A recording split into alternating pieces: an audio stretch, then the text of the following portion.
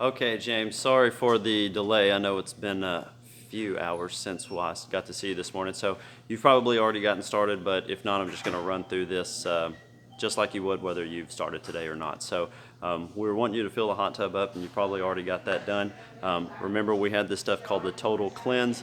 That is going to be the hot tub flush that we're trying to get rid of. So you are going to use about 4 to 5 teaspoons of this. Really, if you don't want to measure it out, I just kind of get 2 fingers and get a nice big goop of it. And I come over here to where the filter is, which yours is probably on a corner. Mine is here. I just squeeze it in my hand until it's like Play-Doh coming out and making it go right down the thing. Now you're going to have your filter out, put that lid back on, screw that air cap down before you kick it back on, so you kind of are trapping it in there, and then you're going to let it run for about 30 minutes to an hour. Now, when that's doing it, this morning I was talking to you about it getting nasty.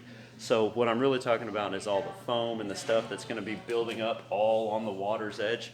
That's cool while we're letting it go, but when we drain it, we don't want it to drain all the way down and then like get stuck or dry. So as it's draining, you want to wipe all that stuff off or hit it with the hose and really get it down. And then once you've drained, we like to hit it with the hose, even kind of take the hose and push it on some of the jets to force water out so we can push some of that nasty stuff back out.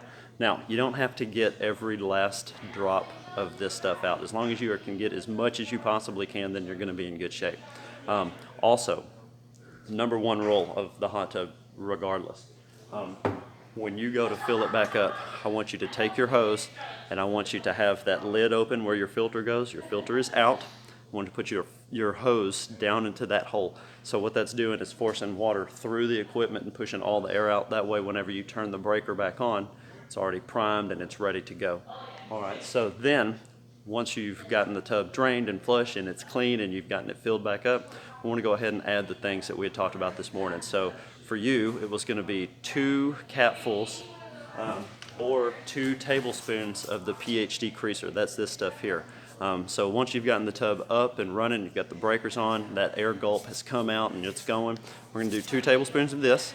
We're going to let it run for about 10 to 15 minutes, and then we're going to shock it.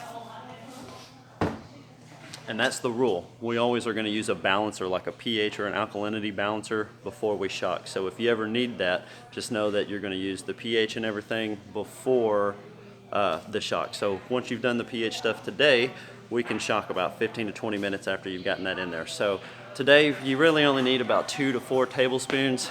About a capful is that 4 to 5 tablespoons. So if you just wanted to use a big capful today, that would be good. And then about 30 minutes later, we could use some of that Aqua Finesse, that really cool stuff that I was talking about, makes the water soft. All right, so on a weekly basis, we're going to use 6 ounces of this. I just like to shake it up. That way it's nice and white the whole way and it doesn't get separated at all. We'll use that little cup that I gave you, that's 6 ounces, and we'll just pour it right in. So weekly maintenance for you is to try to clean that filter, because we want to clean the filter as much as we possibly can. Now, a month is the goal, but I really push the week. So if we can clean the filter, do a test. This morning we did not get you any test strips, and I'm just realizing that. So if you want to bring me in a sample and then we can get you some strips, that'll be cool. So we'll check that, make sure the pH and the alkalinity are doing okay, and then more than likely you will always be putting in a little bit of the chlorine once per week. And for a tub your size, which if you do come back in, bring me a couple of pictures so we can see it, you're probably going to be in that 2 to 4 tablespoon range every single week. So hopefully this video kind of explained everything for you.